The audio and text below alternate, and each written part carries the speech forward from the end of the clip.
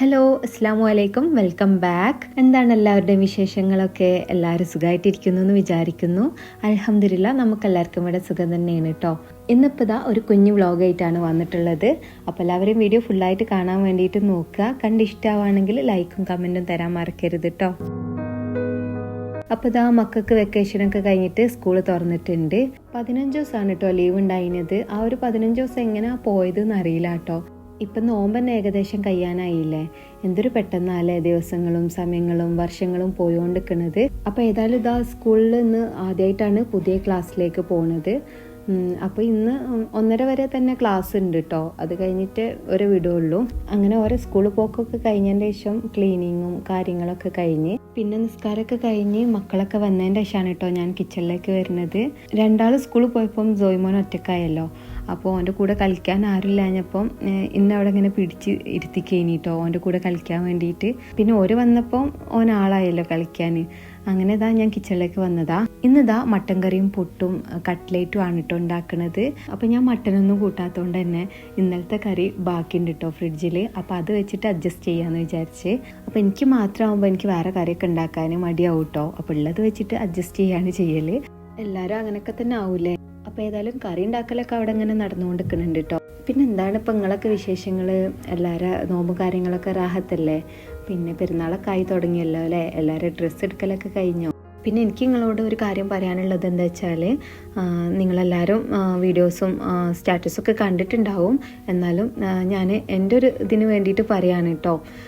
എന്താ പറയുക, 18 വർഷമായിട്ട് സൗദി ജയിലിൽ കഴിയുന്ന ഫറൂഖുകാരനായിട്ടുള്ള റഹീംക്ക എന്ന് പറഞ്ഞിട്ടുള്ള ആളെ പറ്റിയാണ്. ഇത് നമ്മളെ നാട്ടിലാണ്, പക്ഷെ വീടിൻ്റെ തൊട്ടടുത്തൊന്നല്ല, വേറെ സ്ഥലത്താണ്.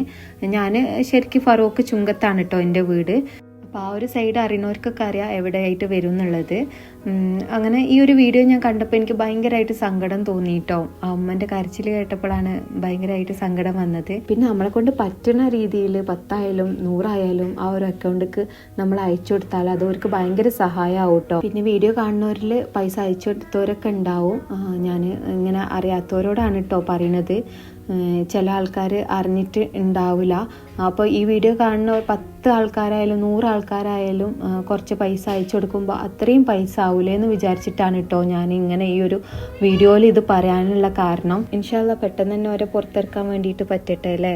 അപ്പോൾ അങ്ങനെയൊക്കെയാണ്. നമ്മൾ വിചാരിക്കുന്ന പോലെ അല്ലല്ലോ നമ്മളെ ജീവിതം ഇങ്ങനെ മുന്നോട്ട് പോവുക. പല വഴി കൂടിയും പോവുമല്ലോ. അപ്പോൾ ഏതായാലും ഇതാ മട്ടൻ കറി റെഡിയാക്കിയിട്ടുണ്ട്. പിന്നെ പുട്ടിന് വേണ്ട പൊടി ഒന്ന് നനയ്ക്കാൻ വേണ്ടിയിട്ട് വെച്ചിട്ടുണ്ട്. ഞാൻ അജ്മി പുട്ടുപൊടി കൊണ്ടാണ് കേട്ടോ പുട്ടുണ്ടാക്കുന്നത്. ഇതുകൊണ്ട് ഉണ്ടാക്കുന്ന പുട്ട് നല്ല സോഫ്റ്റാണ് കേട്ടോ ഉണ്ടാവുക. പിന്നെ അജ്മീൻ്റെ തന്നെ പത്തിരിപ്പൊടിയും നല്ലതാണ്. പിന്നെ ഇതാ കട്ട്ലേറ്റിന് വേണ്ട ചിക്കനും പൊട്ടറ്റോ ഒക്കെ ഒന്ന് വേവിച്ചെടുത്തിട്ടുണ്ട്. ഇനി ഇതാ കട്ട്ലേറ്റിൻ്റെ മസാല റെഡിയാക്കാണ്. അപ്പോൾ ഉള്ളി ഒന്ന് വാട്ടിയെടുക്കണം. അതിലേക്ക് ചെറിയ പീസാക്കി കട്ട് ചെയ്ത ഇഞ്ചും കറിവേപ്പിലയും ഇട്ട് കൊടുത്തിട്ടുണ്ട്. ഇനി ഇതാ ഇതിലേക്ക് വേണ്ട ചിക്കൻ ഒന്ന് ക്രഷ് ചെയ്തെടുക്കാണ്. അപ്പോൾ ഈ ഒരു ചോപ്പർ എനിക്ക് ഭയങ്കര യൂസ്ഫുൾ ആയിട്ടുണ്ട് കേട്ടോ. പ്രത്യേകിച്ച് ഇങ്ങനെ സ്നാക്സ് ഒക്കെ ഉണ്ടാക്കുമ്പോഴാണ് ഇത് ഭയങ്കരമായിട്ട് യൂസായിട്ട് തോന്നിയിട്ടുള്ളത്. ഇനി ഈ ഉള്ളിലേക്ക് ആവശ്യത്തിനുള്ള ഉപ്പും ഗരം മസാലയും കുരുമുളക് പൊടിയും കുറച്ച് മഞ്ഞൾപ്പൊടിയും കൂടെ ചേർത്ത് കൊടുത്തിട്ടുണ്ട്. പിന്നെ ഇതാ ഇതിലേക്ക് കുറച്ച് സോയാ സോസ് ചേർക്കുന്നുണ്ട്. പിന്നെ നമ്മൾ ക്രഷ് ചെയ്ത് വെച്ചിട്ടുള്ള ചിക്കനും ചേർത്തിട്ട് നന്നായിട്ടൊന്ന് മിക്സ് ചെയ്തെടുക്കുക. ഇനി അവസാനമായിട്ട് നമ്മൾ വേവിച്ച് സ്മാഷ് ചെയ്ത് വെച്ചിട്ടുള്ള പൊട്ടാറ്റോ ഉണ്ടല്ലോ, അതും കൂടെ ചേർത്തിട്ട് ഒന്നും കൂടെ ഇളക്കിയെടുക്കുക. പിന്നെ മുകളിൽ കുറച്ച് മല്ലിയില കട്ട് ചെയ്തതും കൂടെ ഇട്ട് കൊടുത്തിട്ടുണ്ട്. അങ്ങനെ ഇതാ കട്ട്ലേറ്റിന് വേണ്ട മസാല ഇവിടെ റെഡി ആയിട്ടുണ്ട് കേട്ടോ. ഇനി ഇത് കൈ വെച്ചിട്ട് നന്നായിട്ട് ഇതുപോലെ ഒന്ന് ആക്കിയെടുത്തിട്ടുണ്ട്. പൊട്ടാറ്റോൻ്റെ പീസൊന്നും ഇല്ലാതെ അങ്ങനെ ആക്കിയെടുക്കണം കേട്ടോ. എന്നാലാണ് കട്ട്ലേറ്റ് ഉണ്ടാക്കുമ്പോൾ നല്ല ഷേപ്പിൽ കിട്ടുള്ളൂ. ഇനി ഇതാ അതിൽ നിന്ന് കുറച്ചെടുത്തിട്ട് ഇതുപോലെ നമുക്ക് ഏത് ഷേപ്പിലാണോ വേണ്ടത് അതുപോലെ ആക്കിയെടുക്കുക. ഞാനിതാ ഇതുപോലെ റൗണ്ടിൽ തന്നെയാണ് കേട്ടോ ആക്കുന്നത്. അപ്പോൾ ഗ്ലൗസ് ഒക്കെ ഇട്ടിട്ടാണ് ചെയ്യുന്നത്. ഗ്ലൗസ് ഇട്ടിട്ട് പണിയെടുക്കാറിഞ്ഞാൽ എനിക്ക് അങ്ങനെ അങ്ങോട്ട് കഴിയൂല കേട്ടോ. ബാക്കിയുള്ളതും അതുപോലെ തന്നെ ആക്കിയെടുത്തിട്ടുണ്ട്. പിന്നെ കട്ട്ലേറ്റ് ഒക്കെ ഉണ്ടാക്കാൻ എല്ലാവർക്കും അറിയുന്നുണ്ടാവുമല്ലോ അല്ലേ. അപ്പോൾ അതിൽ നിന്നും കുറച്ച് വ്യത്യസ്തമായിട്ടാണ് കേട്ടോ ഞാൻ ഉണ്ടാക്കാൻ പോണത്. ചിലരും ഇങ്ങനെ ഉണ്ടാക്കുന്നുണ്ടാവും. ഏതായാലും ഞാൻ ഉണ്ടാക്കുന്നത് എങ്ങനെയാണെന്നുള്ളത് നിങ്ങൾക്കും കൂടെ ഒന്ന് കാണിച്ചു തരാം കേട്ടോ. ഇനി ഇതിലേക്ക് കുറച്ച് ബ്രെഡ് ക്രംസ് വേണം. അപ്പോൾ ഇതാ ഞാൻ കുറച്ച് ബ്രെഡ് പൊടിച്ചെടുക്കുകയാണ് കേട്ടോ ചെയ്തത്. പിന്നെ ഇതാ കുറച്ച് കോൺഫ്ലവർ വേണം. അതുപോലെ ഇതാ കുറച്ച് മൈദയിൽ വെള്ളം കൂടെ മിക്സ് ആക്കിയിട്ട് ഒന്ന് കലക്കിയെടുത്തിട്ടുണ്ട്.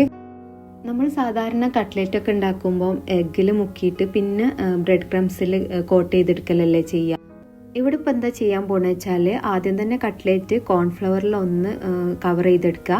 അതിൻ്റെ ശേഷമാണ് ഈ ഒരു മൈദ മിക്സിൽ ഡിപ്പ് ചെയ്തെടുക്കുന്നത്. പിന്നെയാണ് കേട്ടോ ഈ ഒരു ബ്രെഡ് ക്രംസ് കൊണ്ട് മുഴുവനായിട്ടൊന്ന് കവർ ചെയ്തെടുക്കുന്നത്. അപ്പോൾ മുഴുവൻ കട്ട്ലേറ്റും ഇതുപോലെ തന്നെയാണ് കേട്ടോ ചെയ്യുന്നത്. അപ്പോൾ നമ്മൾ ഇങ്ങനെ ചെയ്യുമ്പോൾ കട്ട്ലേറ്റ് പൊട്ടി പോവുക അങ്ങനത്തെ പ്രശ്നങ്ങളൊന്നും ഇല്ല കേട്ടോ. നമ്മൾ എഗ്ഗിൽ ഡിപ്പ് ചെയ്തിട്ട് അങ്ങനെ ചെയ്യുന്ന സമയത്ത് ചിലപ്പം കട്ട്ലേറ്റ് പൊട്ടി പോവാനൊക്കെ ചാൻസ് ഉണ്ട്. അങ്ങനെ ചെയ്യുമ്പോൾ കട്ട്ലേറ്റ് പൊട്ടി പോകുന്നവരൊക്കെ ഇതുപോലെ ഒന്ന് ചെയ്തു നോക്കുക കേട്ടോ. അപ്പോൾ ഇങ്ങനെ ചെയ്തിട്ട് എങ്ങനെയുണ്ട് എന്ന് താഴെ ഒന്ന് കമൻറ്റ് ചെയ്യണേ. പിന്നെ കട്ട്ലേറ്റ് മാത്രമല്ല കേട്ടോ, ചിക്കൻ റോളൊക്കെ ഇതുപോലെ ചെയ്തെടുത്താൽ നല്ലതാ. അപ്പോൾ ഏതായാലും ഇതാ മുഴുവൻ കട്ട്ലേറ്റോ ഇതുപോലെ തന്നെ ആക്കിയെടുത്തിട്ടുണ്ട്. ഇനിയും ഫ്രൈ ചെയ്തെടുക്കാണ് കേട്ടോ വേണ്ടത്. അപ്പോൾ ഇതാ കട്ട്ലേറ്റ് നല്ല ചൂടായിട്ടുള്ള ഓയിലിട്ടിട്ട് തിരിച്ചും മറിച്ചിട്ടിട്ട് ഫ്രൈ ചെയ്തെടുക്കുകയാണ്. അപ്പോൾ നല്ല ഹൈ ഫ്ലെയിമിലൊന്നും വെക്കരുത് കേട്ടോ, ബ്രെഡ് ആയതുകൊണ്ട് തന്നെ വേഗത്തിൽ ആ ഒരു കളറ് മാറാൻ ചാൻസ് ഉണ്ട്. അതുകൊണ്ട് ഒരു മീഡിയം ഫ്ലെയിമിലിട്ടിട്ട് അങ്ങനെ ഫ്രൈ ചെയ്തെടുക്കുക. പിന്നെ നമ്മൾ എന്ത് പലഹാരം ഉണ്ടാക്കുമ്പോഴും ഒരുപാട് ടൈം എടുക്കൂലേ, പക്ഷെ ഫ്രൈ ചെയ്തെടുക്കാൻ കുറച്ച് സമയം എടുക്കുള്ളൂ, പെട്ടെന്ന് തന്നെ ഫ്രൈ ചെയ്തെടുക്കാൻ പറ്റും. അപ്പോൾ ഏതായാലും ഇതാ കട്ട്ലേറ്റൊക്കെ ഇവിടെ റെഡിയാക്കി എടുത്തിട്ടുണ്ട്. അപ്പോൾ ഇതാ തീരെ പൊട്ടിയൊന്നും പോയിട്ടില്ല കേട്ടോ, നല്ല രീതിയിൽ തന്നെ കിട്ടിയിട്ടുണ്ട്. പിന്നെ ആ ഒരു കോൺഫ്ലവറിൽ കവർ ചെയ്തെടുത്തോണ്ട് തന്നെ നല്ല ക്രിസ്പി ആയിട്ടാണ് കേട്ടോ ഈ ഒരു കട്ട്ലേറ്റ് ഉള്ളത്. എനിക്ക് ആ എഗ്ഗിൽ ഡിപ്പ് ചെയ്തിട്ട് ഉണ്ടാക്കണേക്കാളും ഇഷ്ടം ഇതുപോലെ ഉണ്ടാക്കാനാണ് കേട്ടോ. കഴിക്കാനും ടേസ്റ്റ് ഉണ്ടാവും, പിന്നെ മക്കൾക്കൊക്കെ ഇഷ്ടം ഇതുപോലെ ആക്കണതാ. അങ്ങനെ ഇതാ നോമ്പ് തുറക്കലൊക്കെ കഴിഞ്ഞിട്ടുണ്ട്. പിന്നെ തറാവി നിസ്കാരമൊക്കെ കഴിഞ്ഞതിൻ്റെ ശേഷമാണല്ലോ ചായ കുടിക്കുക. അപ്പോക്കിനാണ് ഞാൻ പുട്ടുണ്ടാക്കിയത്. ആ ഒരു ചൂടോട് കൂടി കഴിക്കുമ്പോഴാണല്ലോ പുട്ടൊക്കെ ടേസ്റ്റ് ഉണ്ടാവുക. പിന്നെ ചില ദിവസം ഞാൻ നേരത്തെ തന്നെ ഉണ്ടാക്കി വെക്കും കേട്ടോ. പിന്നെ കിച്ചണിലേക്ക് വരാൻ മടിയാവുമെന്ന് വിചാരിച്ചിട്ട് അപ്പം തന്നെ ഉണ്ടാക്കി വെക്കല. ഇന്ന് ഞാൻ വിചാരിച്ച് ഏതായാലും ചൂടോട് കൂടി അങ്ങനെ കഴിക്കാമെന്ന്. ഇവിടെ പിന്നെ ഇക്കാക്കായാലും മക്കൾക്കായാലും ആർക്കും അങ്ങനെ ചൂടോട് കൂടി തന്നെ വേണമെന്നുള്ള നിർബന്ധമൊന്നുമില്ല. അങ്ങനെയൊക്കെ ഉണ്ടാവുമ്പോഴല്ലേ നമ്മൾ ചൂടോട് കൂടി തന്നെ ഉണ്ടാക്കാൻ വേണ്ടിയിട്ട് നോക്കുക. ഇനി ഇതാ കുറച്ച് ചിക്കൻ ഫ്രൈ ചെയ്യാനുണ്ടായിനി. അപ്പോൾ അത് തലേ ദിവസം ബാക്കി വന്നത് എടുത്തു വെച്ചതേനി കേട്ടോ. അപ്പോൾ അതും കൂടെ ഒന്ന് ഫ്രൈ ചെയ്തെടുക്കുന്നുണ്ട്. അങ്ങനെ ഇതാ ചായക്കുടിയൊക്കെ കഴിഞ്ഞിട്ടോ. പിന്നത്തെ പരിപാടി പാത്രം കഴുകലും കിച്ചൺ ക്ലീൻ ആക്കലൊക്കെ ഇനി. അപ്പോൾ ഇതാ ഇത്രേ ഉള്ളൂ കേട്ടോ ഇന്നത്തെ വീഡിയോ.